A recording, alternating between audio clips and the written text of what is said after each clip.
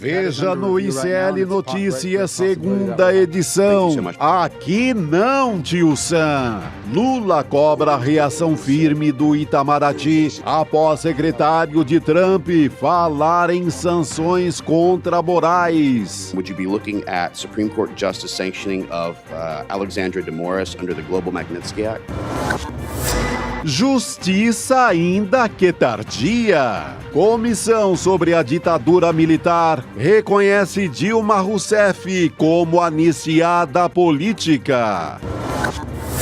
Mais o maior abandonado.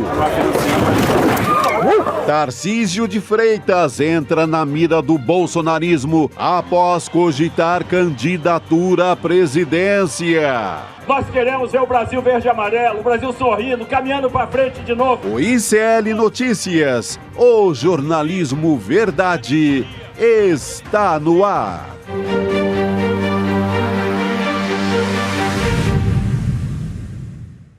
Olá, boa noite. Seja muito bem-vindo, seja muito bem-vindo. ICL Notícias, segunda edição, já está no ar. Estamos ao vivo nos canais do Instituto Conhecimento Liberta, Eduardo Moreira, no YouTube, também no canal da Voz Trabalhadora.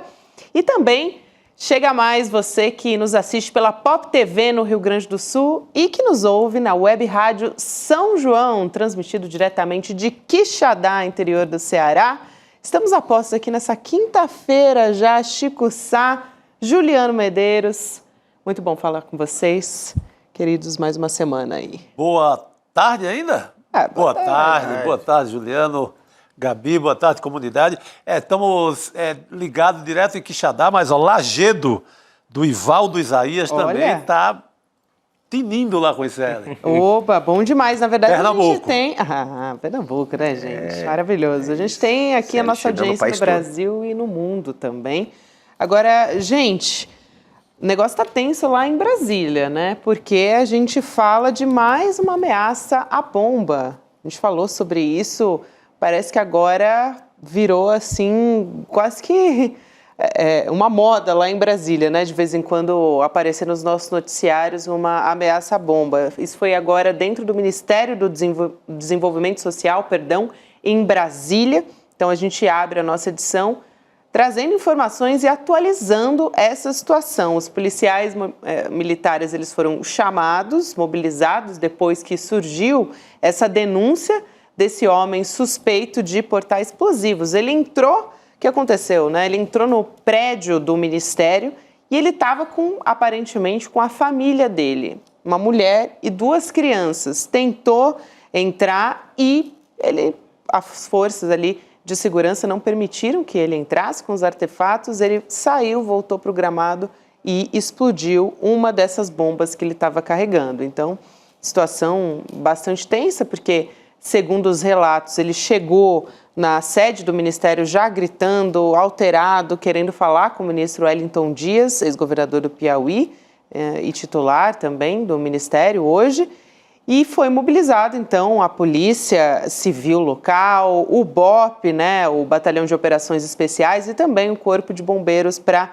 lidar com essa situação. Eles estão no local, estão tentando negociar, conversar com essa pessoa, e as autoridades ainda não divulgaram quem é a identidade desse suspeito. Mas... Quando eu vi a imagem, eu fiquei assim, temendo pelos filhos, né? A primeira coisa... Duas crianças no meio dessa confusão, né? Aí você ficou tenso a coisa, né? Para quem está vendo ali, acompanhando.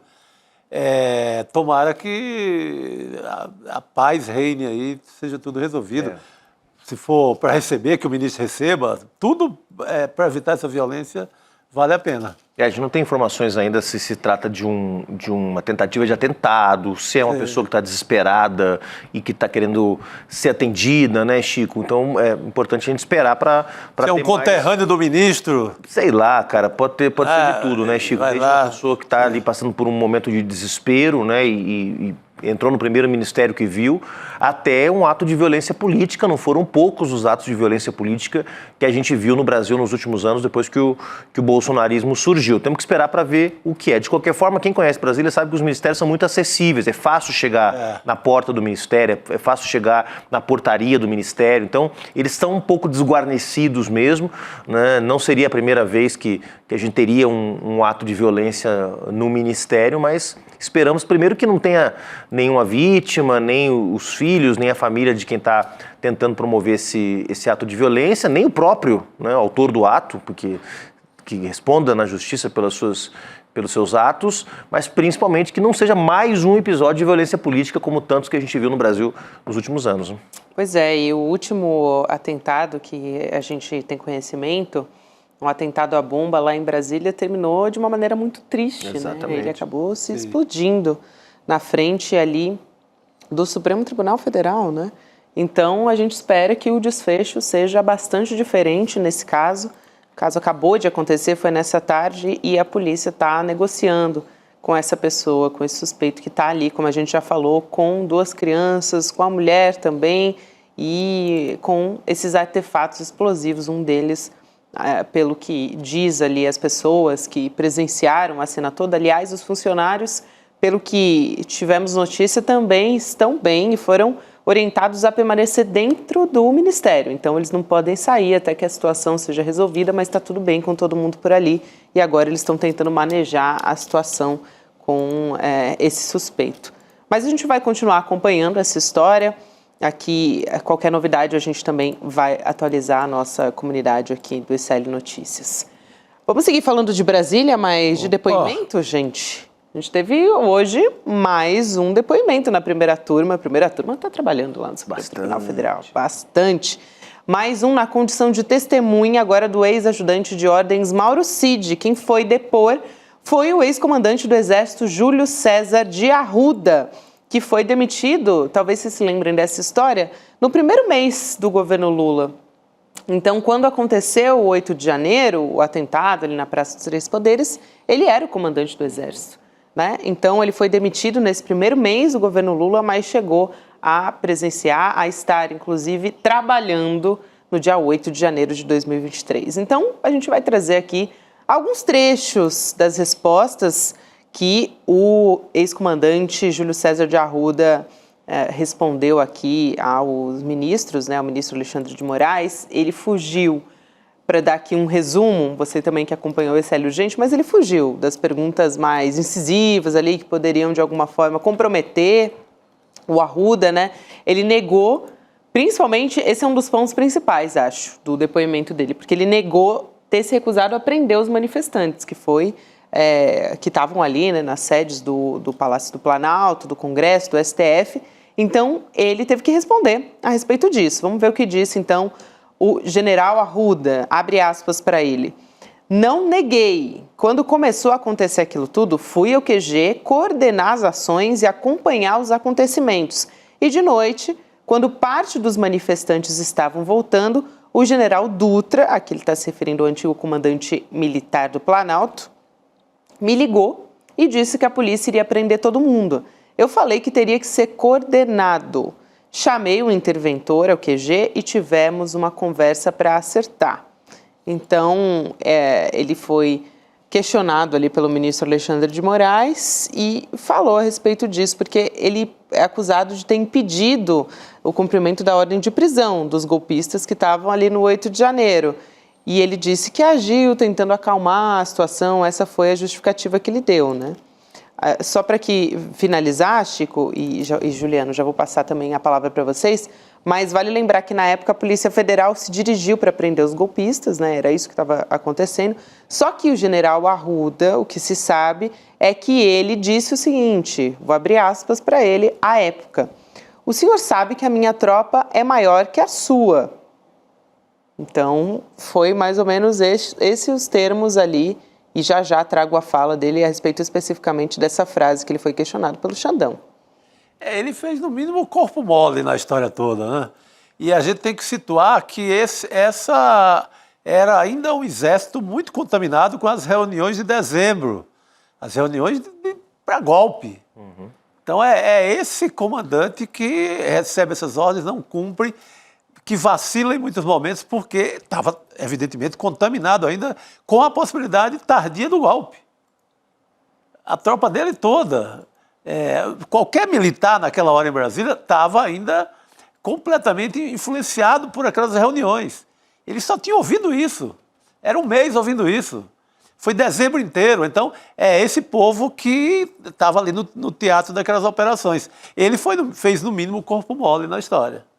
E lembrar, né, Chico, primeiro que o pior papel que alguém pode cumprir no Brasil nesse momento é ser testemunho do Mauro Cid, né? Porque se você fala demais, você acaba prejudicando a delação premiada que o Mauro Cid fez com a Justiça. Hoje, boa parte do inquérito envolvendo a tentativa de golpe está baseada no depoimento do Mauro Cid, então a testemunha tem que estar muito coordenado ali com a pessoa que ele está defendendo, digamos assim, né?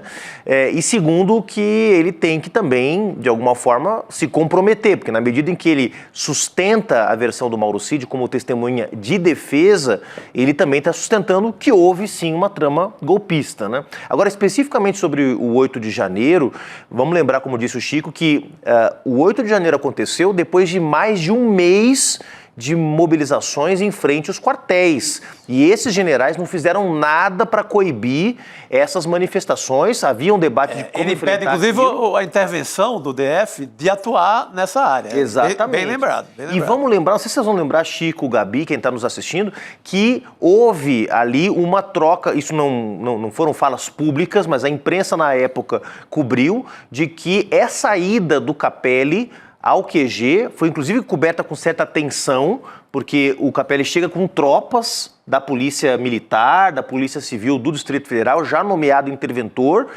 e o general meio que segura qualquer tipo de intervenção, de prisão em relação aos manifestantes que seguiam na frente dos quartéis depois já do golpe, da tentativa de golpe do 8 de janeiro. Depois do quebra-quebra ainda tinha gente na frente dos quartéis no Brasil inteiro, inclusive lá em Brasília. E ele chega e não se sabem os detalhes dessa conversa, né? Tem como disse a Gabi aqui, alguns trechos que teriam vazado dessa conversa, mas ali a iminência de um confronto, inclusive, entre Exército, Forças Armadas do Brasil e o interventor designado pelo chefe das Forças Armadas, o presidente da República na época, o Ricardo Capelli. Então, esse momento foi um momento de alta tensão que o general, para não comprometer mais ainda o Mauro Cid, de quem ele é testemunha de defesa, tratou ali de dar uma esvaziada e dizer que não foi bem assim, não estava tão tenso quanto a imprensa reportou à época, né? Algumas pessoas comentando aqui a respeito disso, gente. Um dos comentários aqui que estão chegando no nosso chat, o Renato Canidia diz: acalmar a situação, igual, proteção de golpistas / ameaça. Ele está fazendo, o Renato, Chico, mais ou menos ontem o que a gente fez aqui, traduzindo a fala amena do Freire Gomes, né? Sim. Que ele disse, consequências jurídicas, igual prender o presidente Bolsonaro, né? O ex-presidente. Igual ao famoso esteja preso, né? Exato, esteja preso. Então, ele aqui fazendo o que a gente fez ontem, uma tradução simultânea, uma bela tradução da fala do Arruda, né? Do general Arruda. Agora, sobre especificamente o que a Polícia Federal à época ouviu do general Arruda, né? O senhor sabe que a minha tropa é maior que a sua. O Alexandre de Moraes questionou. E aí, vamos ver o que ele respondeu a respeito desse assunto. A gente tem também esse trecho aqui. Ele diz o seguinte: já respondi isso aí nas minhas declarações à Polícia Federal. Ali estava um clima de nervosismo. O senhor sabe disso. O senhor sabe bem disso. A minha função era acalmar. Então, eu falei, isso aí tem que ser feito de maneira coordenada. Vamos fazer isso aí de forma coordenada. Então, dando uma amenizada, né? Ele também falou no depoimento, o general Arruda, ao Supremo Tribunal Federal, que todas as decisões que ele tomou ali no 8 de janeiro foram tomadas consultando o ministro da Justiça, Flávio Dino, que é hoje ministro do Supremo Tribunal Federal, e também o ministro da Casa Civil, Rui Costa, e o ministro da Defesa, o José Múcio, querendo também ali dividir a responsabilidade com o governo que recém tinha assumido, né? Gente, olha, o fato é, aqui no nosso chat também tem muita gente comentando a respeito disso. Na verdade, ele estava impedindo que se prendessem as pessoas que estavam ali. Outros aqui dizendo, queria ganhar tempo, porque ainda tinham famílias justamente na frente dos QGs do Exército, né? Então, eles estavam protegendo os acampamentos, dizem aqui algumas pessoas, Valdir Bezerra, hoje a gente sabe, né, Gabi, que na verdade tinham dezenas de familiares dos próprios chefes militares. Sim. Irmão, parente, primo, sobrinho, gente e que até primo do Zé Múcio, inclusive. Do que seria ministro da Defesa. Inclusive. Como o próprio revela, né? Ali já empossado essa altura do campeonato, né? Mas tava as mulheres, as famílias, tava todo mundo filhos, herdeiros dos milicos. O povo lá que vai herdar as pensões das Forças Armadas estava toda lá. Isso é um momento de muita atenção. Aqui, assim, a gente vai passando o tempo enfim, parece um episódio qualquer, né? Mas, na verdade, talvez foi o episódio mais grave aí da história recente do país, quando nós tivemos o risco concreto de um ato de desobediência das Forças Armadas, porque, na verdade, o Capelli, como interventor, tinha o poder de ordenar, ele era interventor da segurança pública, vamos lembrar, ele não era interventor do DF, ele não estava nas funções de governador, mas de secretário de segurança. E tinha poderes para executar prisões em flagrante, era disso que se tratava, não tinha passado nem 24 horas ainda do quebra-quebra, da tentativa de golpe do 8 de janeiro, ou seja, era a hora de fazer o flagrante, né? E quando ele chega, o comandante das Forças Armadas, né, não de Brasília ou do DF, o comandante do país, né, do Exército do país, das Forças Armadas, não do Exército, ele chega e fala, não, peraí, meu amigo, não é assim, você não vai chegar aqui e sair prendendo os nossos familiares, os nossos fãs, os nossos admiradores, os nossos golpistas de estimação. Olha, foi muito grave o que aconteceu, ele vai responder por isso também, certamente vai né, ter que responder judicialmente por esse ato, mas na condição de testemunha, acabou tendo que dar uma sambada aí, né? Eu acho uma boa lembrança essa do Capelli, né, do Ricardo Capelli, porque à época ele contou, né, de enfrentamentos que ele teve, como por exemplo, um que foi muito emblemático, segundo ele contou, foi aquele coronel Naime, né, enfim, dizendo, olha, que era comandante à época das forças de polícia, né, das operações de polícia militar ali do Distrito Federal, dizendo que ele atrasou a prisão de golpistas, né, de ônibus que tinham presos, enfim. Então, ele falou sobre como foi a situação, deu diversos depoimentos, né, dizendo, encontrei uma tropa bastante atordoada, sem comando. Todo mundo tomado pelo espírito do golpe. E uma parte querendo desobedecer mesmo, a própria gente todas aquelas reuniões, os que não concordavam com o que não poderia ter golpe, estava todo mundo nesse bolo aí. E querendo ali esse ato final. Vamos tentar agora, é a última tentativa e vamos para tudo ou nada. E é sempre bom lembrar, né, Chico, Gabi, que o 8 de janeiro, ele obviamente foi um ato com planejamento, né, a festa da Selma, né, troca de mensagens, financiamento de setores econômicos, etc. e tal, participação das forças de segurança do DF, a viagem do Anderson Torres, que era secretário de segurança, a conveniente viagem do Anderson Torres para o exterior no final de semana do golpe, tudo foi planejado. Mas foi também um certo ato de desespero, porque eles já tinham tentado atentados no aeroporto de Brasília que não deram certo, tinham tentado convencer os comandantes militares a embarcar no golpe e não deu certo, tinham várias tentativas, né, a obstrução às rodovias logo depois do segundo turno das eleições, ou seja, já tinha havido várias tentativas ao longo de 2 meses, 3 meses antes do 8 de janeiro, de tentar criar alguma saída. Bom, o quebra-quebra no 12 de dezembro, que foi a diplomação do Lula e do Alckmin, né? Ou seja, Brasília já tinha vivido vários episódios de tentativa. O 8 de janeiro foi uma espécie de ato de desespero. Bom, não conseguimos construir aqui nenhuma saída mais institucional, vamos botar o povo para quebrar, para ver se, de repente, a partir disso, os militares se mexem. É isso, gente, e acho que vale a pena a gente falar de um outro depoimento super importante envolvendo essa história, que é o comandante da Marinha, o almirante Marcos Sampaio Olsen. Ele pediu para o Supremo Tribunal Federal para ser dispensado de depor. Então, ele não quer depor como testemunha da defesa do almirante Almir Garnier. E seria um dos mais importantes, talvez, depoimentos dessa história, né, porque o Garnier, ele é acusado de colocar as tropas da Marinha, a gente já falou muito disso aqui no CL Notícias, à disposição do ex-presidente Jair Bolsonaro, se ele quisesse dar o golpe, né? Então, essa decisão sobre o pedido de dispensa depende do ministro Alexandre de Moraes. E olha, não sei não, hein? Depende da alegação, né? Se está doente, não tem condições nenhuma de depor. Mas ele é peça-chave, né, para contar essa história. É peça-chave para depor nessa história, Chico. E, Juliano, acho que vale a pena a gente dizer, né? Ontem a gente teve um depoimento muito emblemático, né? Aqui a gente trouxe detalhes desse depoimento no ICL sobre como o almirante, ele era um dos únicos ali, né? O Garnier, ele era um dos únicos que estava destoando durante as reuniões. Então, falando a respeito, por exemplo, do Batista, também do Freire Gomes, eles estavam, segundo conta ali no depoimento, na mesma sintonia. Mas o Garnier, ele estava meio incomodado nessas reuniões e era o que estava colocando, segundo contam os colegas de farda dele, à disposição, estava colocando as tropas à disposição do ex-presidente Jair Bolsonaro, alinhado ali ao golpe, né? Ele não tem dúvida hora nenhuma, ele está certeiro ali. Ele não teve que receber, por exemplo, aquelas mensagens da turma do Paulo Figueiredo, forçando, falando que vai pressionar os filhos, dizendo que é melancia. Como o Batista Júnior. Como o Batista Júnior. Ele estava firme, esperando ali para botar a tropa na rua. As numerosas tropas da Marinha, né? Realmente é um contingente extraordinário, né?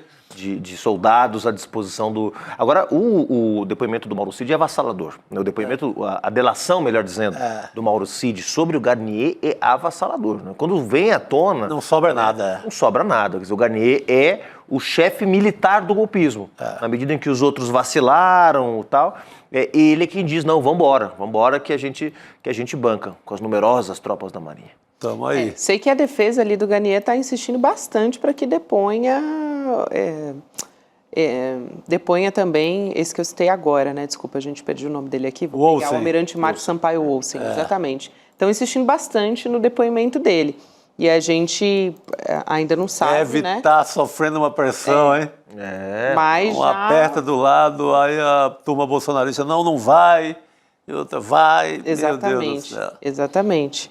Agora, por ele ter sido indicado pelo Garnier, é sinal de que é uma testemunha-chave dessa história. Sim, é bastante importante. Então, a gente vai continuar acompanhando. Mas acho que tem muita gente ainda para ouvir, né, gente? Agora, o Carlos de Almeida Batista Júnior, o ex-chefe da Aeronáutica, ele deu um depoimento bombástico, né? Diferente do Freire Gomes, que fez ali declarações bastante, assim, usou umas palavras bem escolhidas. A gente até trouxe aqui um pouco uma tradução simultânea do que ele estava falando, porque ele usou palavras bastante amenas ali, né, com o ministro Alexandre de Moraes. Já o que a gente está falando aqui, o Batista Júnior, ele foi bastante incisivo, bastante firme nas respostas.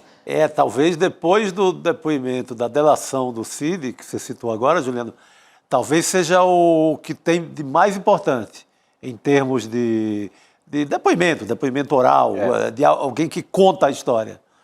Acho que é Mauro Cid e o depoimento de ontem. Porque o Mauro Cid, a gente valoriza, entre aspas, né, muito a delação dele, porque era um sujeito muito próximo do Bolsonaro e de absoluta confiança. O sujeito que foi pegar as joias né, que armou o esquema das joias sauditas, o esquema do financiamento do Bolsonaro em Miami. Quer dizer, era um sujeito da cozinha do Bolsonaro. Então, claro que a delação premiada do Mauro Cid vale muito desse ponto de vista, porque é de alguém que estava muito colado. Agora, do ponto de vista da patente militar, este depoimento de ontem, e toda a imprensa disse isso, é o pior depoimento para o Bolsonaro até agora. Que é um militar de alta patente dizendo sim, houve pressão para que a gente colocasse as Forças Armadas à disposição de uma ruptura era um comandante da aeronáutica, não é, sabe, não é alguém ali que estava passando. Não é só um brigadeiro, poderia ser, porque há vários militares de alta patente da aeronáutica. Era o comandante da aeronáutica. Até peguei aqui um trecho da fala do Batista Júnior a respeito do Almir Garnier, né? Ele falando o seguinte, olha só. Quando ele prestou depoimento, ele disse em uma dessas reuniões, porque foram várias, ele descreveu ali, cada uma dessas reuniões, ele tinha anotadinho né? Quem que estava na reunião, quem não estava. Tem um momento ali que é impressionante. Também anoto o nome de quem tá. Se cair meus caderninhos caem na mão da repressão, estamos lascados. Olha só. O nome de quem tá, o horário, o que foi dia, a hora chegou. Como estava? Ele deu uma riqueza de detalhes ali. Fulano de tal estava de pé, o outro estava de costas, não sei quem estava sentado, enfim. Era uma riqueza de detalhes, assim, no depoimento dele. E aí ele confirmou ontem que o Garnier, segundo as palavras, mais uma vez, do Carlos Almeida Batista Júnior, mas que o Garnier concordou com os planos golpistas do Bolsonaro. Aí tem até uma frase aqui, eu estava querendo pegar ipsis literis o que ele disse, mas ele falou, em uma dessas reuniões, eu tenho uma visão muito passiva do almirante. Eu lembro que o ministro Paulo Sérgio e eu conversávamos mais, debatíamos mais, tentávamos demover mais o presidente. Em uma dessas reuniões, chegou ao ponto em que ele falou que as tropas da Marinha estariam à disposição do presidente Bolsonaro, que é justamente esse trecho que a gente comentava aqui. Se quiser dar o golpe, tamo aí, né?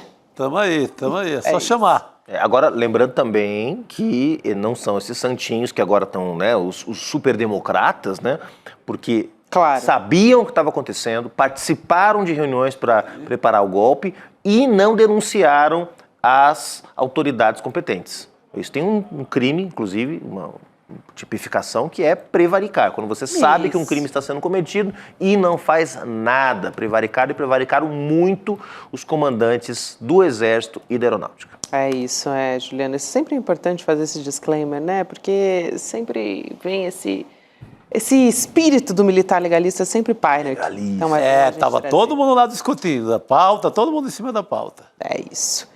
Agora, aproveitando que a gente está falando a respeito disso, acho que vale a pena a gente trazer uma boa notícia também para dar uma respirada, né? Opa, gostamos de boas notícias. É boa notícia ter militar no Banco dos Réus, já é boa notícia, já é boa notícia. Pela primeira vez na história, essa turma toda... E agora tem uma outra boa também, que também eles vão ter que engolir, porque não queriam.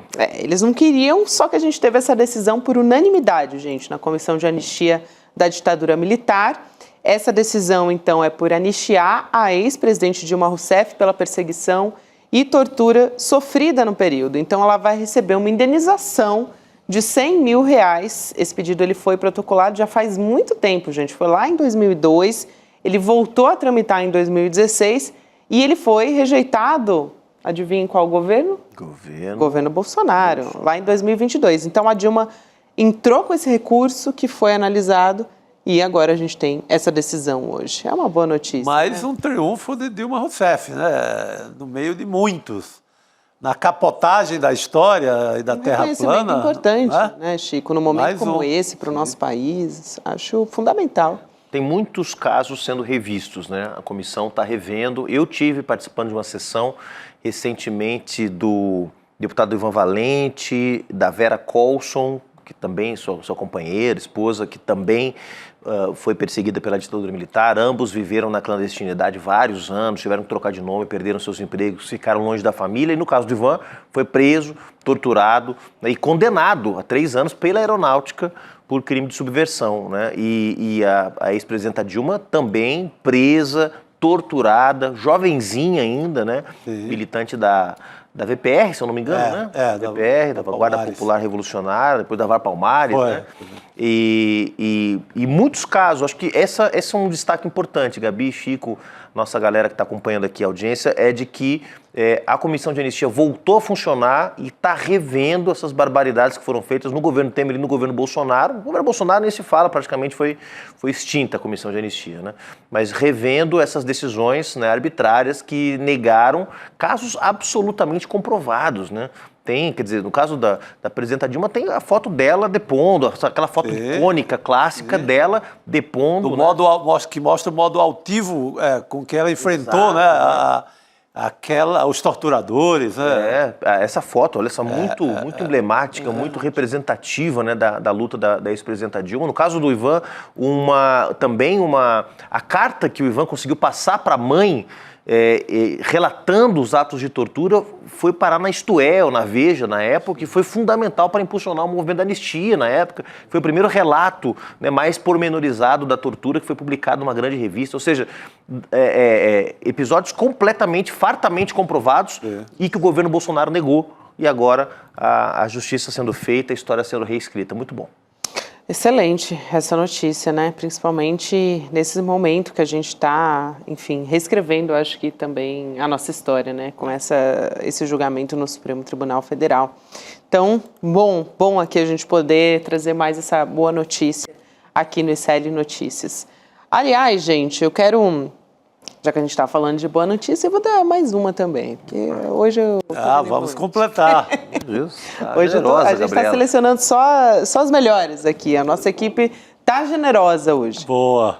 Mas a nossa boa notícia, Chico, Juliano, é que o nosso podcast investigativo aqui, o podcast No Alvo, o Império Malafaia, ele foi ouvido por mais de 500 mil pessoas. Uau, tá no top 3 dos podcasts em alta no Spotify. 500 mil. Por isso que eu tô dizendo, te cuida, Mano Brown. Olha, o Mano a Mano tá em primeiro. E o Café com Deus Pai. Café com Deus Pai, Café com Deus Pai. Cuidado, Café com Deus Pai também. Vamos passar primeiro o Café com Deus Pai. Deixa o Mano Brown ali, depois a gente... Isso. Dividir com o Mano Brown ali o primeiro lugar é uma grande honra, né? Olha, para quem ainda não tomou café com o Igor Melo e Juliana Del Piva, eu recomendo no podcast No Alvo também, viu? É um bom café também. É um bom café da manhã, assim, excelente. A gente, inclusive, o Igor Melo, ele tem, já veio aqui no ICL falar sobre isso, né, Juliana? O ICL tem sido alvo de uma série de ataques, né, de campanha de ódio, que está sendo ali muito impulsionada, claro, pelo pastor Silas Malafaia, que está sendo investigado no podcast, né? Então, importantíssimo a gente, na contramão... Sim.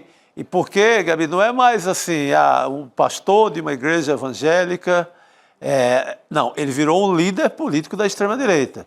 Ele é o capitão da anistia pró-Bolsonaro, ele financia o palanque do Bolsonaro no momento. Então, é um personagem que nos obriga a informar quem é, né? A fazer ali uma radiografia de quem é esse cara, que está no grande jogo político hoje. Além de, claro, estar no jogo da pilantragem absoluta, porque os valores, o dinheiro que o Igor e a Juliana revelam, ligado às traquinagens do Malafaia, é de espantar qualquer um. E aí vale a pena também, a gente está trazendo todos esses detalhes inéditos dessa investigação minuciosa do Igor Melo, coordenado pela Juliana também, e a nossa equipe.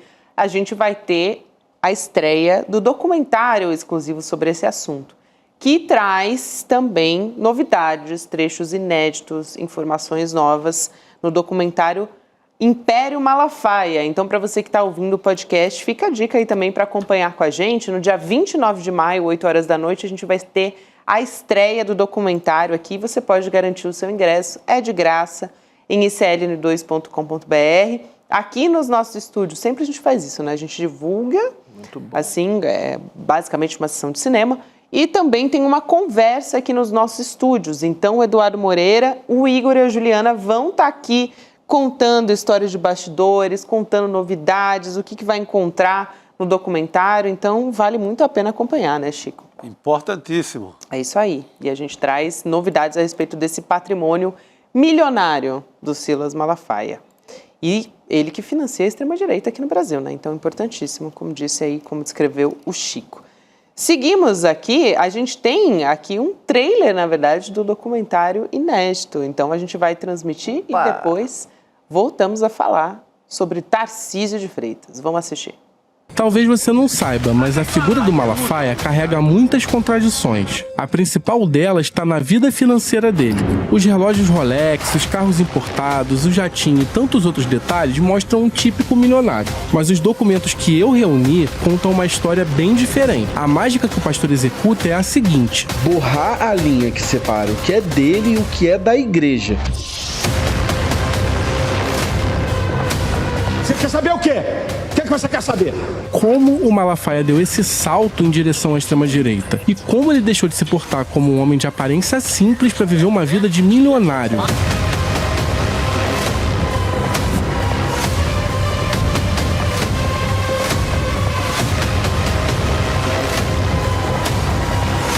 Posso cravar isso por causa de um outro documento que permanecia escondido até hoje. E eu vou revelar para você com exclusividade. Não faz isso não, cara. Entender quem Silas Malafaia é de verdade. Vocês estão com informação aí que eu tô até admirado. Vocês estão com informação aí que eu tô até faz isso não, cara. Não mexe com o ungido de Deus, lembra que ele falou? Não mexe com o ungido de Deus, que pode dar ruim. Ele fala, senão você vai perecer. É uma ameaça muito clara ali. Ameaça clara. Pelo amor. É isso aí. Então, acompanha com a gente, vem com a gente no dia 29 de maio, mas já faz sua inscrição agora para não perder sua vaga na exibição do nosso documentário. Bom, gente, seguimos aqui. Agora, a gente estava falando da extrema-direita, né? Ou melhor, de um dos financiadores da extrema-direita. Falando nisso, quem tem pontuado bem nas pesquisas de intenção de voto para a presidência da República, lá em 2026, portanto, né? É o atual governador de São Paulo. Eu disse que a gente ia falar do Tarcísio de Freitas, pois então. Ele geralmente está aparecendo em segundo lugar ali, fica atrás do presidente Lula. E o Tarcísio está evitando falar abertamente sobre isso, né, publicamente, porque nos bastidores isso tem sido muito discutido ali com os aliados dele. Agora, a principal razão para ele fugir desse tema seria um receio de ser abandonado ali pelo Jair Bolsonaro, porque a extrema-direita, todo mundo solta a mão de todo mundo ali, né? Então, se ele encampar de fato abertamente a ideia de candidatura, ele pode ter consequências. Mas a Faria Lima tem um desejo muito forte que o Tarcísio seja mesmo candidato, enfim. É o que eles chamam ali do bolsonarismo de garfo e faca. Só que a Faria Lima não tem voto. Quem tem voto é Bolsonaro. É isso. Então... A Faria Lima não tem os votos nem do Largo da Batata, que fica ali vizinho. Isso. Ali, a influência da Faria Lima não chega ali, no Largo da Batata, a 500 metros. Então não tem o voto, não tem o voto popular, não tem o voto do povão, da massa. Quem tem é o Bolsonaro, essas lideranças evangélicas, que a gente investiga, até porque são poderosos, né, financeiramente, tem voto, tem base eleitoral. O Bolsonaro que tem voto. Por isso que essa ginástica maluca do Tarcísio, esse equilíbrio ali num fio que ele cai e não cai, porque ele tem que mostrar ali que é um candidato da direita neoliberal, menos bolsonarista, mas não pode, por um segundo, ferir ninguém do bolsonarismo. Vou aproveitar e chamar o Bolsonaro, ele não é um candidato forte. Isso. Ele vira um candidato comum da direita. É isso. Guilherme Amado está aqui com a gente para conversar sobre esse assunto e ele também que traz sempre o termômetro dos bastidores dessa história, né? Tarcísio agrada as elites, mas não tem voto sem Bolsonaro. Amado, boa noite para você. Boa noite, pessoal. Boa noite, Juliano, Gabi, Chico. Boa noite, comunidade. Eu estava na semana passada, viagem a gente começa a confundir as coisas, semana passada, em Nova York, na série de eventos que teve de gente do poder público, com investidores americanos, bancos, enfim, tem uma série de eventos lá em função de um prêmio que dão para a pessoa do ano, aquele prêmio que deram uma vez para o Sérgio Moro, vocês devem lembrar disso. E o Tarcísio foi a grande estrela de Nova York na semana passada. Foi um evento que o governo meio que abandonou, não tentou brigar por aquele espaço, foram só o Renan Filho e o Dario Durigan, secretário executivo do Fernando Haddad no Ministério da Fazenda, de gente grande do governo, o resto todo mundo estava na China. O Tarcísio nadou de braçada ali como principal nome da oposição e o nome que, como o Chico falou agora, a Faria Lima adotou. Mas cadê os votos da Faria Lima? Como bem disse Chico Sá, ele precisa do Bolsonaro para essa largada. Ele precisa do Bolsonaro para ter a posição no segundo turno. O Tarcísio sem Bolsonaro, o Tarcísio corre o risco de ficar nos seus 10%, ali 5%, 10%, não evoluir sequer para um segundo turno. Muito provavelmente, no segundo turno, estará quem Bolsonaro apoiar. Agora, esse apoio do Bolsonaro exige um código de conduta por parte do Tarcísio que não necessariamente, se ele cumprir a risca, ele vai conquistar. Ele pode ser o mais fiel dos fiéis, mostrar lealdade com fervor, dizer que vai adotar o Bolsonaro, coisa que, aliás, ele ainda não falou com a clareza que o Ronaldo Caiado correu para falar, mas talvez ainda assim não seja suficiente para o Bolsonaro e o Bolsonaro prefira ter alguém com seu sobrenome na urna. No final de semana, Guilherme, nós tivemos a eleição para a província de Buenos Aires. O que isso tem a ver com o que está acontecendo na extrema-direita, na direita brasileira? Porque lá, a candidata do Milei, a lista do Milei, destruiu o Macri. Macri era, até então, até o governo Milei, o grande nome da direita argentina. E ele foi liquidado pelo Milei, mostrando como a extrema-direita canibaliza a direita quando chega muito perto. Isso também, de alguma forma, o Tarcísio percebe que vai acontecer com ele se ele se descolar do bolsonarismo, né?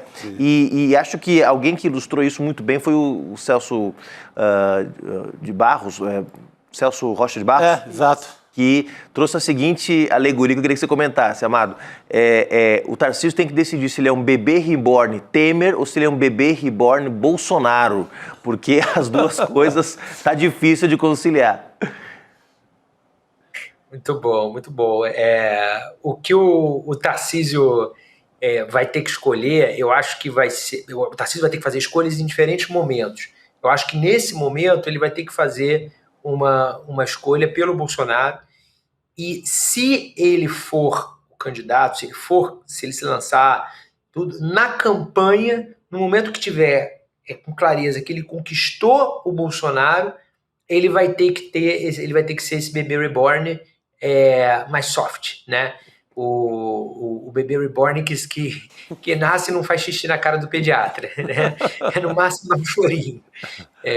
Eu acho que é mais por aí, porque se ele for Bolsonaro hardcore, aí não adianta. Aí eu acho que ele assusta e talvez ele não consiga aquele pouquinho a mais que precisa para ganhar do Lula. Assim, a gente não tem indicativo nenhum, gente. Pelo contrário, de que a gente vai ter uma margem de vitória grande para um lado ou para o outro em 2026.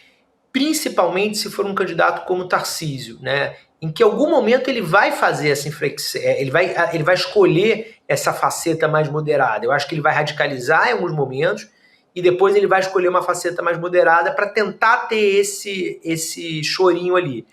Se for o Eduardo Bolsonaro, se for o Flávio Bolsonaro, aí eu acho que a margem pode pender um pouquinho mais para o Lula.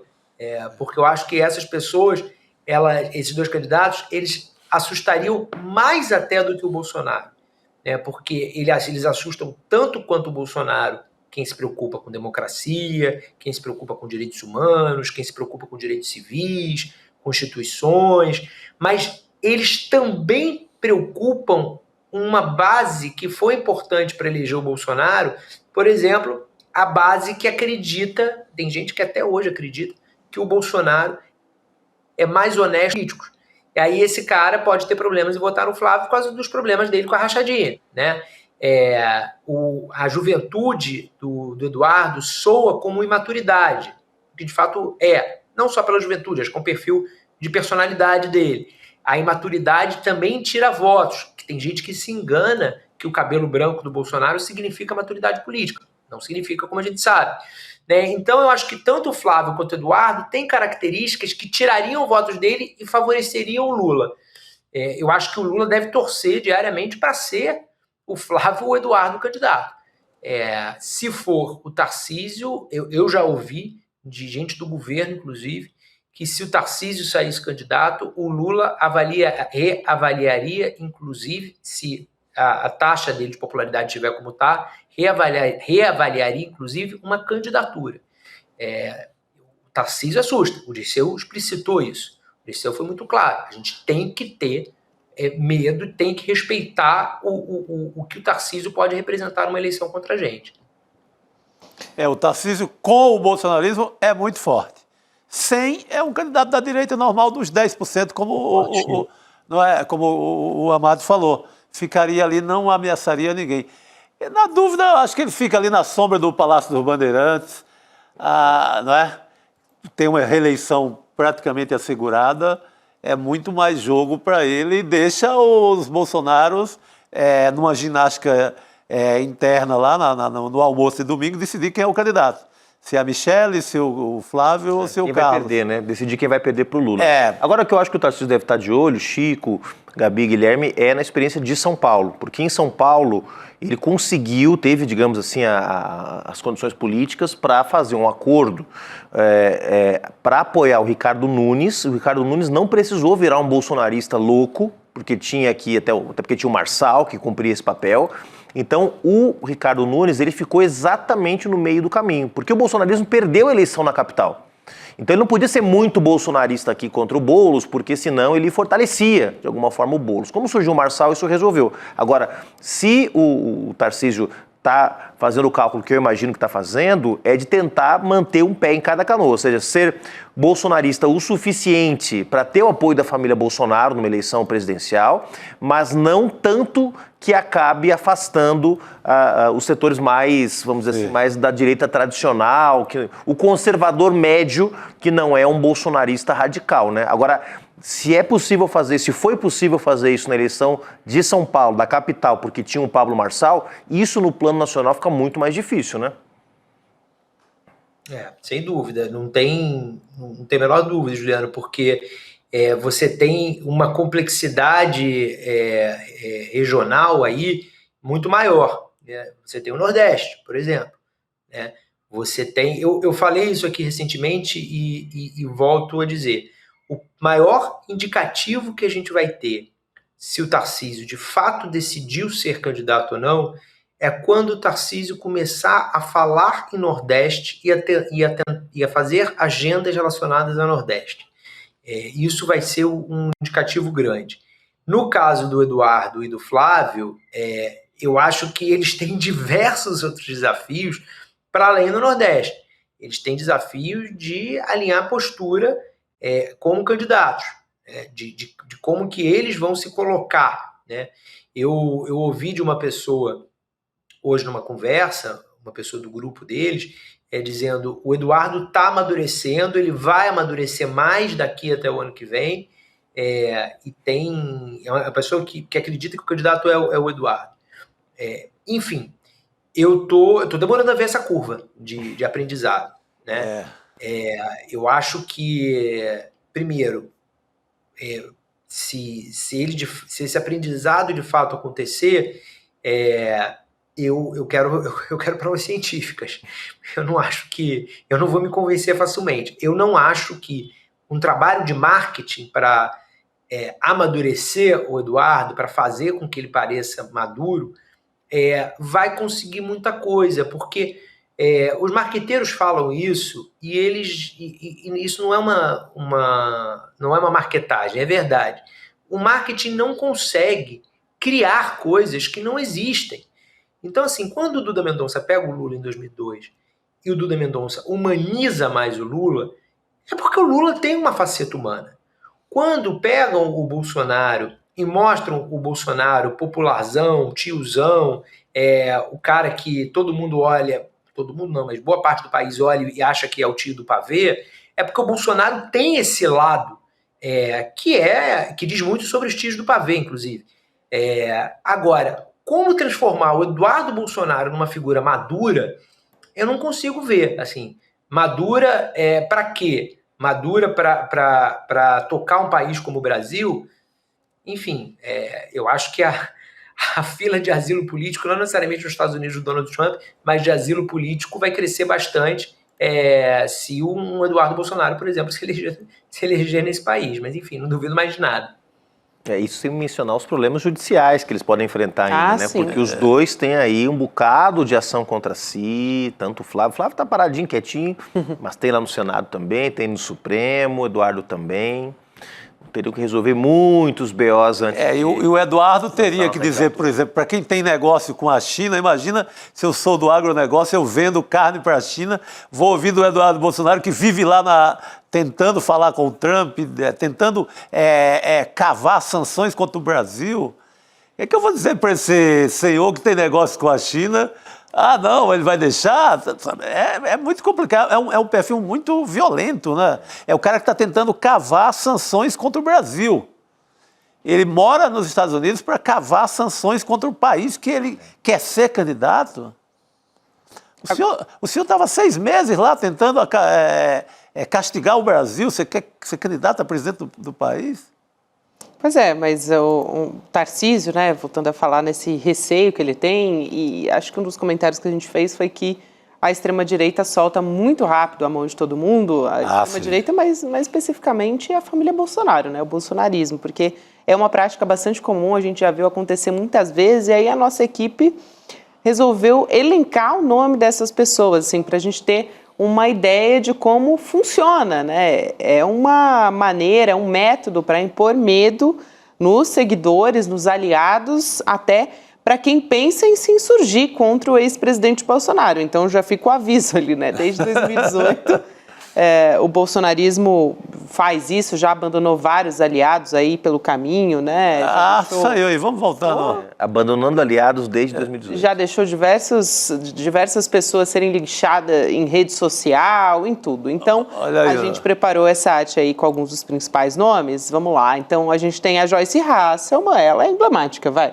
A deputada Joyce Hasselmann. Gustavo Bebiano também, ex-ministro de Bolsonaro, que morreu em 2020, mas chegou a falar publicamente da família Bolsonaro num programa de grande alcance, né, o Roda Viva, para dizer como é que funcionava suspeitas. A morte do Bebiano. Aí a gente tem o Sérgio Moro também, mas que depois voltou ali, né, com o rabinho entre as pernas, para querer se aliar o Bolsonaro, ex-ministro da Justiça, hoje também deputado federal. João Dória, ex-governador de São Paulo, vocês vão lembrar, lógico, quem não lembra do Bolsonaro? João Dória, a camiseta famosa, a última camiseta famosa de eleição em São Paulo é o Bolsonaro. Bolsonaro. Que hoje está servindo aí de pano de chão em algumas residências, né, mas foi uma camiseta importante na política. Foi. Inclusive, foi bastante emblemático, porque na pandemia de Covid, o Dória em São Paulo estava fazendo aquela corrida das vacinas, ele queria colocar a imagem dele num contraponto do Bolsonaro justamente nisso, né? Mostrando que ele era o governador que ia vacinar as pessoas enquanto o Bolsonaro estava negando vacina. Exatamente. Então, foi ali que foi o ponto principal ali de distanciamento político que o Dória quis ter do Bolsonaro. Aí a gente tem a Carla Zambelli, né, gente? Deputada federal que está enfrentando agora esse ostracismo. Está sendo jogada ali aos leões. O ex-ministro da Educação, o Abraham Weintraub, e tem também o ex-ministro da Saúde, o Mandetta, o Luiz Henrique Mandetta. Para fechar aqui, a gente tem também o ex-vice-presidente da República, o Hamilton Mourão, que trocou farpas bem públicas com o Bolsonaro enquanto ele ainda estava no poder. Era engraçado, nessa época a gente nem sabia direito como é que estava a situação, né? Às vezes o Hamilton Mourão jogava até meio um veneno para lá, um veneno para cá. Jogava ali umas cascas de banana, depois eles voltavam, né, publicamente a se entender, depois de novo não. O Pablo Marçal, o ex-coach Pablo Marçal, e também o Magno Malta, senador da República, que aparecia ali do ladinho do Bolsonaro no começo, né? E um mais essa semana. Temos um novo abandonado essa semana. Esse não entrou na arte para deixar o tempo purgar um pouquinho. Mas eu devia ter deixado um desconhecido, assim, né? Um espaço ali, uma interrogação. Até porque o Malafaia, que é muito colado na família Bolsonaro, o defendeu publicamente. Então isso deixa uma dúvida. Se esse castigo vai ser mantido ou não. Deve ser porque o histórico é esse. Quando tem um manifesto desse que largou a mão, largou mesmo. E agora foi a Michelle, não tolerou, né?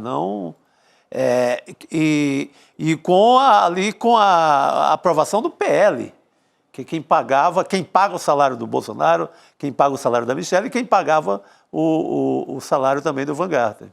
Agora, Amado, eu quero passar a palavra para você, porque o Fábio Weingarten foi anunciado a demissão dele nessa terça-feira, né? E foi depois do vazamento dessa conversa dele com o Mauro Cid, ali criticando a Michelle Bolsonaro e tal. Mas ele tem uma amizade, para dizer o mínimo, de longa data com o Bolsonaro, com a família Bolsonaro, né? Será que é inteligente, até para a família Bolsonaro, abandonar o Weingarten a essa altura do campeonato, né? Muita coisa poderia surgir aí dessa quebra de laço, vamos dizer assim. Eu não acho que o Weingarten esteja no mesmo hall dos demais em termos de consequências para a família Bolsonaro. Eu acho que um rompimento com ele traz consequências muito ruins, porque o Weingarten não é só o Weingarten. O Weingarten conseguiu conectar os Bolsonaro com o ecossistema de mídia, primeiro, um ecossistema de TVs que tem uma predisposição a ser, meio que ser governo, seja qual for o governo, mas que não tinham relação com o Bolsonaro. Estou falando do SBT, de Rede TV, da Record, que são TVs que não tinham esse grau de proximidade. Foi o Weingarten que conectou eles com o Bolsonaro. Trouxe a Band, trouxe depois, principalmente fora do governo, trouxe os setores da imprensa que não tinham relação alguma com o bolsonarismo durante o governo. Então você começou a ver fora do governo o Bolsonaro a dar entrevista para Mônica Bergamo na Folha de São Paulo, a dar entrevista para o UOL, conectou o Bolsonaro com vozes críticas ao Bolsonaro. Isso, para a pessoa que só vê um palmo à sua frente, isso e que não vive na gravidade 10 como a gente deveria viver, todos nós, vive outra gravidade, essas pessoas podem achar, estou falando dos fanatizados, dos extremizados, essas pessoas podem achar que isso significa que o Bolsonaro está perdendo sua essência. Não, isso é poder. Porque quanto mais pontes você tem na política, quanto mais canais você fala, quanto mais lugares você é escutado, isso é poder. Então, para um político, isso é importante. Perder o Weingarten, eu acho que pode tirar esse pilar, que é um pilar importante para o Bolsonaro. E se você perceber, não sei se vocês viram, dois pilares muito importantes para o Bolsonaro, para a família Bolsonaro também, reagiram mal à demissão do Weingarten. O Naban Garcia falou, salvo engano, no painel da Folha de São Paulo hoje, criticando a demissão. O Naban Garcia é o agro mais conservador que tem, né? E o pastor Malafaia, tema da série de podcast da Juliana Dalpiúva e do Igor Mello. O Malafaia também criticou. Então você tem o boi e você tem a Bíblia criticando. Daqui a pouco vai vir alguém da bala criticando a saída do Weingarten. Não acho que seja uma peça qualquer nesse tabuleiro. Trazer uma informação aqui com primeira mão aqui nos sérios, amanhã eu vou contar com mais detalhes na coluna lá no platô. Uma pessoa que ficou muito satisfeita com a postura do Weingarten na colocação sobre a Michelle foi o Carlos Bolsonaro. O Carlos Bolsonaro gostou de ver numa conversa privada o Weingarten fazendo aquela colocação sobre a Michelle, porque a gente sabe que isso tem a ver com o histórico ruim de Carlos com Michelle, né? Ali há, nesse momento, um acordo de cavalheiros, de que não vamos brigar, né? uma paz momentânea, mas é um histórico muito ruim, que agora, de um tempo para cá, eles começaram a tratar publicamente disso. O próprio Bolsonaro tratou numa entrevista, e o Carlos Bolsonaro gostou disso. A questão é que, se você pergunta para o próprio Jair Bolsonaro sobre uma candidatura da Michelle, o Jair Bolsonaro diz: nem pensar, não é o caminho dela. E aí ele foi graduando essa resposta para soar menos machista, menos marido que está dizendo para a mulher o que ela deve ou não deve fazer. E ele foi com o tempo dizendo: não, ela mesma diz que não quer, mas ele não quer. Ele não quer, e em conversas privadas, não só ele, tradução integrantes da família, tem a leitura de que seria um governo muito ruim para os interesses deles, né? O que se diz no bolsonarismo se a Michelle ganhasse, não é que na posse ela passaria a ignorar o Bolsonaro, não. Ela passaria a ignorar o Bolsonaro na confirmação do TSE.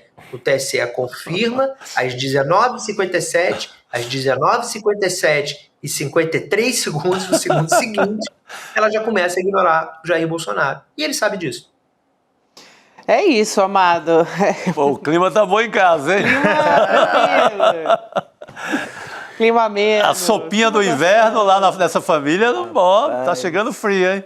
Torta de climão. Amado, obrigada por hoje, querido. A gente se vê em breve. Valeu. Valeu, gente. Bom programa para vocês. Boa noite, meu cara. A gente segue por aqui. Agora há pouco estavam perguntando aqui no chat, já vou aproveitar para atualizar a quem nos perguntou sobre como é que está a história lá em Brasília sobre esse caso de ameaça, né? Sim. De atentado à bomba. Então a gente traz uma atualização a respeito disso, desse caso que aconteceu ali no Ministério do Desenvolvimento Social. A gente noticiou na abertura do Série Notícias segunda edição e você está vendo aí as imagens na sua tela. A gente vê ali o casal, o homem está acompanhado de uma mulher e 2 crianças e ele levou essas bombas para a sede do MDS, do Ministério de Desenvolvimento Social. Ele foi contido pela polícia e ele foi levado para um atendimento médico. Estava acompanhado, portanto, dessas 2 pessoas que você vê, aliás, 3, né, porque são 2 crianças, que você vê nas imagens, e há uma suspeita ali de que ele sofre de condições que ainda não foram esclarecidas, né, mas de condições psiquiátricas. Então, para não cometer aqui nenhum erro, né, e de me precipitar também, eu vou guardar essa informação até que tudo seja esclarecido aqui e a gente tenha notícias, atualizações a respeito disso, né? Então, ninguém ficou ferido nessa operação, que é muito importante, Sim. mas ele foi levado para atendimento médico. Chico... E cuidar da família, né? Cuidar das crianças, né? Toda a proteção possível. E desvendar as condições nas quais essa tentativa de atentado ou de ato de violência, não sabemos se deu, né? A gente chama, aproveitando que eu estou falando aqui de Brasília, vou chamar a Carolina Brígido para falar do depoimento, agora há pouco, que a gente comentava, do general Júlio César de Arruda no Supremo Tribunal Federal. Mais um dia de muito trabalho ali na primeira turma, Carol, e desse julgamento, que tem mais um personagem, né? Boa noite para você. Boa noite, Gabi. Boa noite, meninos. Boa noite a todos que nos acompanham. Sim, tá animado, né? Brasília, a gente não morre de tédio aqui em Brasília. Tem atentado à bomba num lado da esplanada, do outro lado no Supremo tem esses depoimentos justamente para instruir essas ações penais sobre um outro atentado, aquele do 8 de janeiro, que foi, na verdade, o finzinho de um planejamento inteiro de golpe de Estado. E agora a gente está vendo assim, uma leva de militares prestando depoimentos, são testemunhas que foram arroladas pela acusação, pela Procuradoria-Geral da República sobre esses inquéritos. E a gente viu esse depoimento do Arruda falando, na verdade a gente tem visto um grande fogo amigo ali na caserna, né? Um fala uma coisa, outro diz, outro desdiz. Então, assim, eu acho que o importante é a gente ver como que a Procuradoria-Geral da República vai montar esse quebra-cabeça ao fim dos depoimentos, né, Gabi? É isso, Carol. A gente falava também agora há pouco de qual foi o tom desse depoimento do Arruda, que ele fugiu das perguntas que poderiam, de alguma forma, ali incriminá-lo, né, de alguma maneira, ou de colocá-lo em alguma situação desconfortável. As perguntas mais polêmicas, ele foi meio que saindo pela tangente ali. Mas eu queria a sua avaliação sobre as principais falas dele, o que você destacaria, por exemplo, ele falando sobre como ele lidou quando foi ali a Polícia Federal, né, estava querendo se dirigir a prender os golpistas que estavam ali na Praça dos Três Poderes, e ele, segundo, né, conta aqui no depoimento, o general Arruda disse: olha, o senhor sabe, né, minha tropa é maior que a sua. Então, isso foi divulgado, o ministro Alexandre de Moraes falou sobre isso, a respeito disso com ele, e ele disse: não foi bem assim, eu disse que tinha, na verdade, que coordenar os movimentos. Então ele deu uma amenizada, mas não respondeu exatamente o que perguntou o ministro Alexandre de Moraes. Então queria o seu comentário, a sua avaliação ali sobre os pontos altos ou o contrário, né? Os pontos que ele mais desviou ali no depoimento dele, o general Arruda. Sim, é bom a gente lembrar que o general Júlio César de Arruda, ele era comandante do Exército no 8 de janeiro de 23, e aí ele é acusado de ter impedido a polícia de entrar lá naqueles acampamentos do quartel-general para prender esses golpistas do 8 de janeiro. E aí ele fala que ele não impediu ninguém de entrar, que estava tudo bem, que era para prender. Mas sim, mas por que então que não prendeu? Porque a gente decidiu, na verdade, que essa ação teria que ser mais coordenada e que essas prisões deveriam ocorrer apenas no dia seguinte. Ou seja, isso dá tempo das pessoas que estão lá no acampamento, que já sabiam que ia ter prisão, quem quisesse fugir, podia fugir. Então não é assim que eu não queria prender, eu só queria avisar para as pessoas que queriam fugir, para poder fugir, para depois eu chegar lá e prender as pessoas que ficaram lá dentro. E ele falou que ele combinou essa estratégia com alguns ministros do governo Lula, inclusive com o ministro Flávio Dino, que hoje é ministro do Supremo Tribunal Federal e à época era ministro da Justiça. A gente perguntou para o Supremo Tribunal Federal se o ministro Flávio Dino ia se manifestar sobre essa informação, e a informação é que ele não vai comentar isso agora. Mas aí é isso, né? Fica um dizendo uma coisa, o outro desmentindo, e a gente vê depoimentos que, na verdade, estão ali numa corda bamba, né? É igual a história do Freire Gomes, que ali no começo da semana falou, eu falei pro Bolsonaro que era só que eu ia enquadrar ele juridicamente, não falei que ia prender. Aí hoje chegou lá o almirante da Marinha e falou que, na verdade, da Aeronáutica, o comandante da Aeronáutica, e falou, não, eu vi, ele deu ordem de prisão pro Bolsonaro, sim, falou que se continuasse com essa história de golpe, ia prender. Então a gente está vendo, assim, na verdade é um disse-me-disse, né? Cada um dos comandantes fala uma coisa diferente e no fim a PGR vai ter que decidir quem que está falando a verdade, quem que está falando a mentira. É bom também a gente se lembrar que existe uma figura jurídica que é a cariação, né? Você pode colocar uma testemunha na frente da outra para saber, né? Conversa aí, vamos ver quem que está falando a verdade.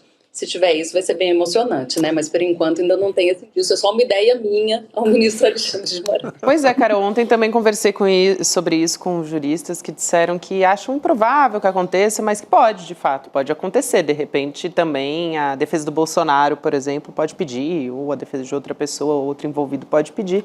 Até seria interessante para alguma dessas defesas, e eu não quero dar ideia a ninguém, mas seria interessante porque poderia, de repente, atrasar um pouco o processo, né? Então, para a defesa, tudo que possa demorar mais tempo seria interessante. Era um recurso muito usado, inclusive nas CPIs de antigamente, na CPI do PC Farias com o Collor. Mas, juridicamente, o que eu sei sobre isso é que costuma ser mais usado esse recurso no começo, na largada dos inquéritos, ali aí na fase de preparação, que nessa fase que já se encontra o processo do Bolsonaro, que não seria mais, não sei se é só um protocolo, não se usa nesse tempo ou não. A Carol seguramente sabe mais do que eu. E fiz uma pergunta para a Carol também. Eu? Boa noite, Carol. Tem direito. Conhecimentos jornalísticos e jurídicos você tem. Sobre o general Arruda, Júlio César, ele estava na condição de testemunha, né? Então, ele, obviamente, tem suas obrigações num depoimento, ele não pode mentir, não pode inventar, etc. e tal, mas ele não é réu, ele não está sendo julgado, né? Não está sendo acusado ainda. Você acha que essa cautela toda no depoimento dele como testemunha tem a ver, quem sabe, com não esticar talvez ainda mais essa meada para que as investigações possam chegar, inclusive, a outros militares que ainda não sofreram acusação por parte da PGR?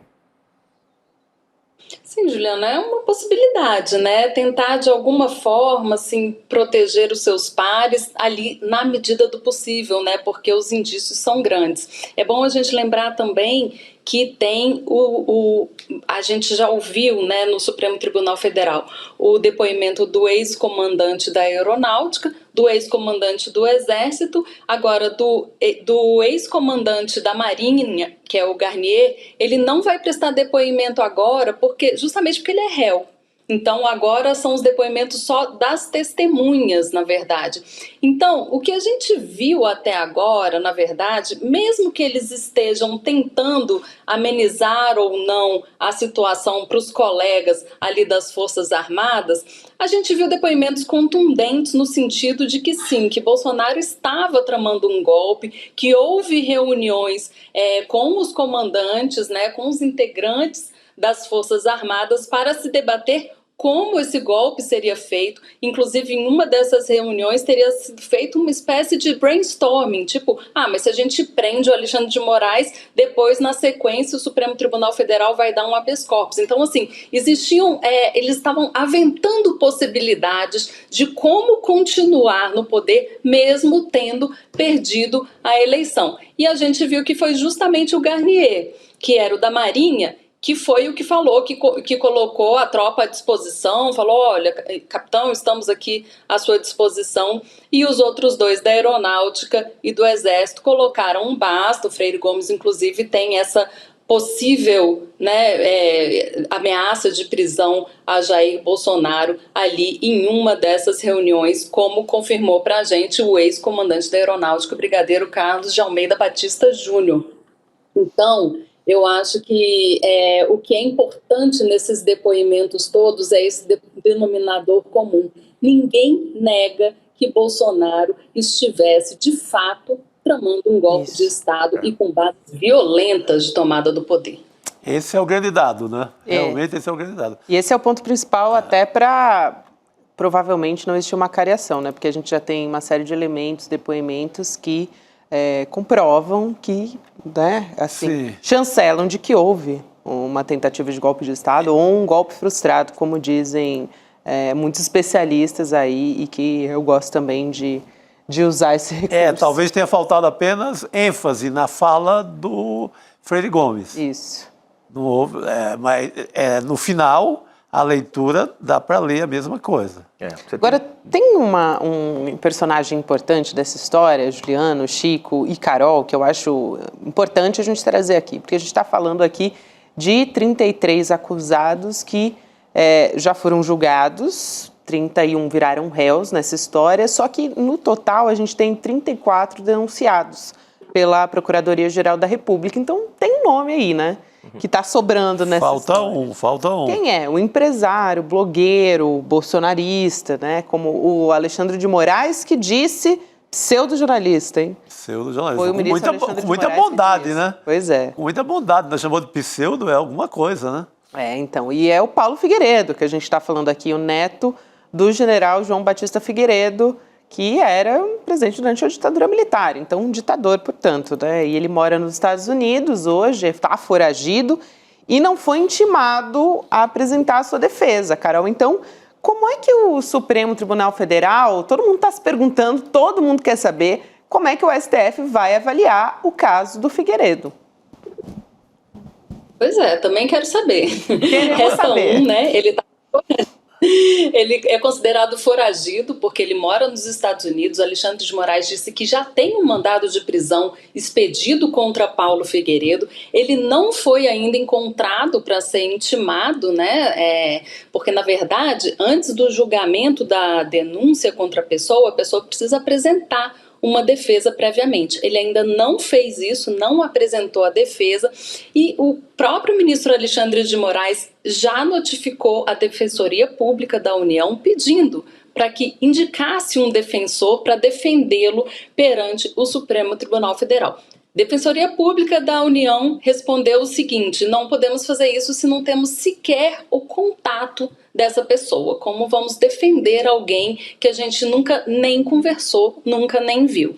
E aí agora o caso voltou para o Alexandre de Moraes. O ministro Alexandre de Moraes vai decidir e ele pode sim determinar um julgamento da denúncia à revelia. O que é isso? É quando a pessoa não é intimada e é julgado no Supremo Tribunal Federal. Só que tem que ter obrigatoriamente alguém para defendê-lo, ou um advogado que o próprio investigado indique, ou então alguém da Defensoria Pública da União. Não existe, portanto, data prevista para esse julgamento. Inclusive, a Procuradoria-Geral da República, já sabendo dessa dificuldade de intimar alguém que é considerado foragido, fez uma fatia da denúncia só para ele. A gente viu 4 núcleos foram julgados. Agora tem um núcleo, que é do Paulo Figueiredo, é o núcleo de um homem só, que a gente não tem previsão de quando será julgado. Estamos ansiosos núcleo também. Unicelular. Agora, podia fazer aqui, abrir uma enquete aqui no ICL, para quem quiser, os advogados aqui que quiserem assumir a defesa do Figueiredo Neto, para a gente andar logo com esse processo, pessoal, porque precisa condenar para poder a Interpol entrar na jogada e achar esse sujeito e trazer ele para o Brasil, porque senão não vai ser preso, não. Exatamente, boa ideia. Vamos abrir uma enquete? Neto, só para lembrar um pouco uma pitada histórica, ele é neto do ditador que disse: prefiro o cheiro de cavalo a cheiro do povo. Ou então, do mesmo ditador que perguntado como o senhor viveria com esse salário mínimo. Isso anos 80. Eu daria um tiro no coco. O que o senhor faria se vivesse com esse salário mínimo do Brasil? Eu daria um tiro no coco. João Batista de Oliveira Figueiredo. É bom, né? É bom a gente lembrar. Avô desse rapaz. De quem a gente está falando. Ninguém tem culpa até, né? Vamos dizer assim, de ser neto de ninguém. Mas, nesse caso... Nesse caso, a fruta caiu perto do pé. Ele honra. Nesse caso, ele honra muito o perto. DNA. E tá em fuga, né, gente? Foragido, né? Desculpe interromper, mas é interessante ver que os bolsonaristas estão editando essa última frase que o Chico falou sobre o Figueiredo. Agora, todo mundo que fala sobre prisão fala: eu morreria na prisão. Bolsonaro já disse isso, Zambelli já disse isso. Não estão sendo ameaçados ainda de viver com um salário mínimo, mas talvez a prisão seja algo que a gente possa comparar, né, as condições de vida dessas pessoas hoje. Bem observado, Carol. Uma observação excelente, gente, porque, olha, estão se pelando da prisão, né? De dar golpe, não. Vai, não. E a prisão, olha, está andando muito rápido, como previa o Cacai, por exemplo. Está andando muito rápido, as agendas têm sido cumpridas. Eu me admirei, aqueles 12 julgamentos, né? 12 pessoas julgadas num dia, e correu dentro do rito jurídico com todo o zelo possível, e num dia só se resolveu. Então, essa prisão do Bolsonaro, ela é mais rápida do que muita gente imaginou. Vamos brindar no final do ano essa prisão aí, gente. O julgamento está correndo com celeridade. Sim. Tá apontando o Chico Sá. Eu quero aproveitar e trazer aqui para a conversa com a Carol, né? Como é que o governo Donald Trump está lidando com essa história, né? Porque está na mira do Donald Trump e o Alexandre de Moraes, do governo Trump, pelo menos. Ontem teve uma sessão no Congresso dos Estados Unidos e o secretário de Estado do Trump, o Marco Rubio, ele disse que está avaliando impor sanções contra o ministro. Portanto, se está ameaçando o ministro da Suprema Corte, está ameaçando o STF. Né? Vamos falar aqui com todas as letras. Então, a fala do Rubio, ele estava respondendo ao deputado Corey Mills, que é do Partido Republicano da Flórida. A gente tem esse trecho dessa fala e a gente volta a conversar na sequência. Vamos assistir. You're certainly aware of the alarming human rights decline in Brazil. We've seen pervasive censorship, political persecution targeting the entire opposition, including journalists and ordinary citizens. What they're now doing is an imminent politically motivated imprisonment of former President Bolsonaro. This crackdown is extended beyond Brazil's borders, impacting individuals on U.S. soil. The 2023 Financial Times article actually talked about this. What do you intend to do, and would you be looking at Supreme Court justice sanctioning of Alexandra de Moraes under the Global Magnitsky Act? That is under review right now, and it's a great possibility that will happen.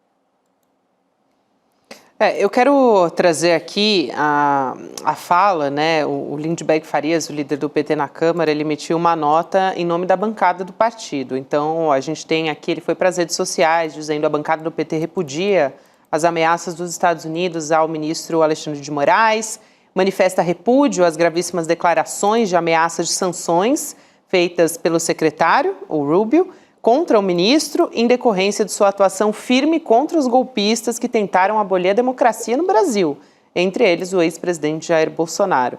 E também a nota do PT diz o seguinte, né? Nós, parlamentares do PT, defendemos independência e a harmonia entre os poderes, bem como a soberania das instituições brasileiras. repudiamos veementemente a tentativa do governo dos Estados Unidos de politizar decisões judiciais atentando contra a soberania brasileira e o STF por sua atuação contra os golpistas liderados pelo ex-presidente da República. Então, aqui trazendo um trecho da nota do PT a respeito dessas sanções, da possibilidade de sanções contra o ministro Alexandre de Moraes. Carol, não é a primeira vez, né? Mas está, mais uma vez, mais um ataque contra o STF. Eu fico com uma dúvida, assim, vendo isso tudo. Quais sanções, né? Quais sanções podem ser arbitradas contra Alexandre de Moraes? Já se falou lá atrás que seria, por exemplo, proibir Alexandre de Moraes de ir aos Estados Unidos. Ele já disse publicamente que não tem o menor interesse de visitar os Estados Unidos. Então, essa sanção seria inócua. De toda forma, assim, o governo já tem uma disposição de agir institucionalmente, de ativar os canais diplomáticos para lidar com essa situação, mas primeiro é preciso saber com o que o governo estará lidando, né? Ainda não foi anunciada nenhuma sanção, então qualquer medida que o governo brasileiro tome agora seria assodada e também não teria efeito prático, porque a gente não sabe que sanções são essas. É claro que quando a gente vê um ataque desse tipo a um ministro do Supremo Tribunal Federal, isso é um ataque às instituições brasileiras, isso é um ataque ao governo brasileiro. Então, sim, a AGU pode também ser mobilizada, como foi da outra vez, quando tinha essas medidas já sendo estudadas ali pelo governo dos Estados Unidos e também pelo Congresso dos Estados Unidos. Então, existe essa possibilidade de ativar os contatos na diplomacia e também na Advocacia Geral da União. Os ministros do Supremo Tribunal Federal, claro, viram isso com muitos maus olhos, porque, afinal de contas, é um ataque ao Supremo Tribunal Federal e as medidas tomadas pelo ministro Alexandre de Moraes, mesmo aquelas que são tomadas de forma monocrática, depois elas são submetidas ao plenário do STF, que costuma legitimá-las normalmente pela unanimidade. Quando não é pela unanimidade, é por uma vasta maioria de ministros, tanto do plenário quanto ministros da primeira turma. Então é difícil até a gente pensar que tipo de sanção pode ser tomada de uma nação em detrimento à outra, né? Porque assim, a gente sabe que no cenário internacional não é possível que um país, uma nação se imponha sobre as outras em termos legais. Então a gente precisa ver muito bem quais são essas sanções e que medidas podem ser tomadas para coibir, se for o caso, né, essas sanções. E é claro que o Eduardo Bolsonaro já surfou na onda, né? Também já pegou essa fala. Claro, ele está trabalhando para isso, né? E tal. Claro, mas eu acho que aqui tem duas coisas para a gente pontuar aqui, Carol. Primeiro, que essa lei global, né, Global Act aí dos Estados Unidos, é um escárnio completo, né? Os Estados Unidos acham que são a polícia do mundo, eles já na Lava Jato usaram mecanismos para tentar puxar para si o julgamento de atos de suposta corrupção que não envolviam os Estados Unidos, não envolviam empresas americanas, né, para sancionar empresas brasileiras lá nos Estados Unidos. Através desse mesmo ato, tentam agora sancionar ou ameaçam sancionar o ministro da Suprema Corte do Brasil, não porque ele falou num jantar contra os Estados Unidos, não porque ele fez uma postagem no Twitter, mas pelas suas decisões na condição de ministro do Supremo Tribunal Federal. Portanto, não é uma sanção, como foi dito aqui, né, muito bem pela Carol, ao ministro, mas a pessoa física Alexandre de Moraes, mas ao ministro Alexandre de Moraes. Né? É gravíssimo isso, né? E tem que ter uma resposta dura do governo brasileiro. Né? Os Estados Unidos não são a polícia do mundo, eles não podem escolher ou ditar como cada um trabalha nas suas instituições. Né? E as decisões do ministro Alexandre de Moraes são questionadas aqui dentro, são questionadas pela imprensa livremente, são questionadas através dos mecanismos formais que a justiça brasileira oferece aos denunciados, aos acusados, aos julgados. Ou seja, que os Estados Unidos queiram impedir entrada, suspender visto, já é um absurdo. Mas eles podem, além disso, bloquear bens do Alexandre de Moraes em bancos que tenham sede nos Estados Unidos. Olha a gravidade do que nós estamos falando. Quer dizer, se tem um banco brasileiro com uma subsede, uma filial nos Estados Unidos, eles podem, a partir disso, mobilizar Visa, Mastercard, para que o ministro não possa mais usar cartão de crédito. Esse é o nível, né, eu não vou nem chamar insanidade, porque não é uma questão patológica, mas da sem-vergonhice desse governo de extrema-direita do Donald Trump buscando sancionar o Alexandre de Moraes. É um absurdo, é uma completa violação da soberania brasileira, né?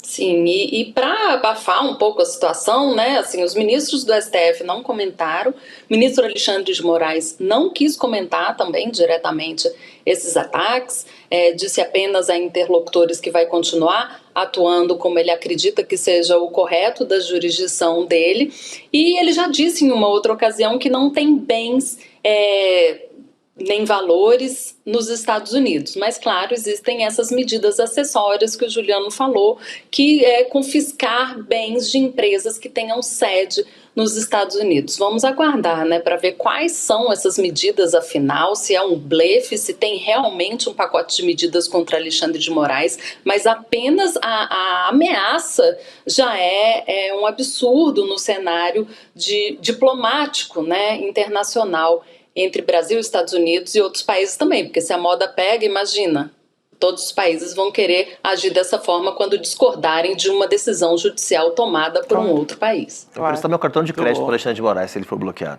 Ah, sim.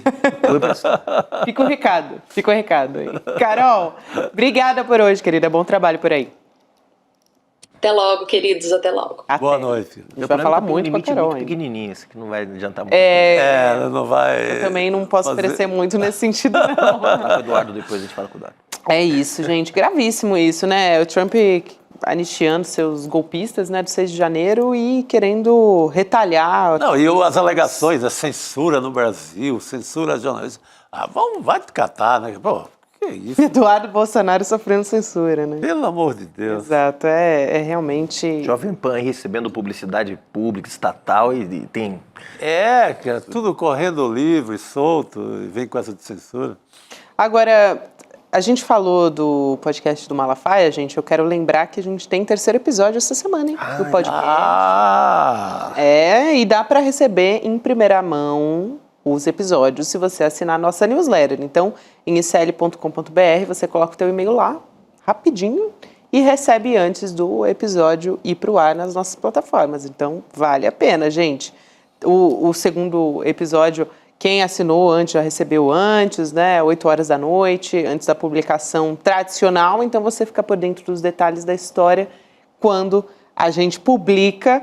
Mas você pode, lógico, quem recebe a nossa newsletter, além de ficar bem informado, porque recebe ali notícias importantes, análise do nosso noticiário e também fica sabendo antes o que se trata, né, do episódio. Por favor, quero esse terceirão já. Bom demais. E semana que vem tem documentário, então, assim, não tá faltando assunto e novidades a respeito do podcast do Malafaia, o Império Malafaia. Vamos nessa, então? Opa, chegou a hora. Chegou a hora, quintou geral. Hoje é véspera de liberação de Jurubeba. Hoje pode ser um vinhozinho educado. Aquela cota que a Organização Mundial de Saúde recomenda, 2 taças. E para por aí. 2 taças por semana ou por dia?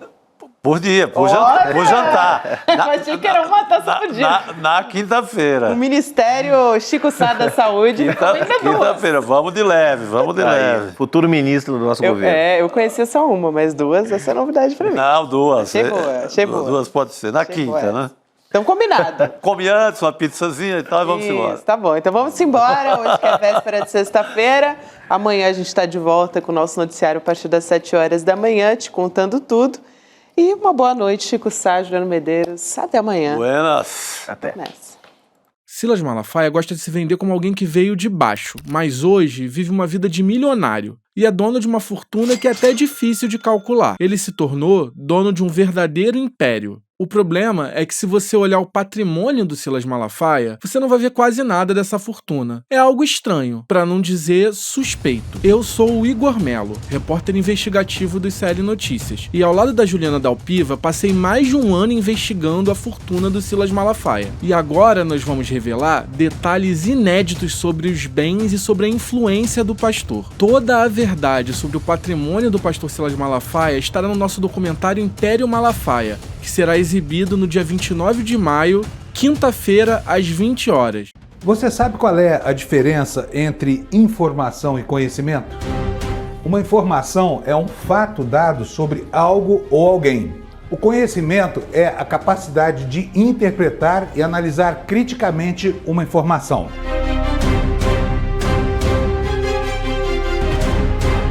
Todas as manhãs, o Desperta ICL analisa os principais fatos do Brasil e do mundo para que você comece o dia muito bem informado e cheio de conhecimento para entender o que está por trás das notícias. Não perca! Desperta ICL todos os dias de segunda a sexta às 7 horas da manhã.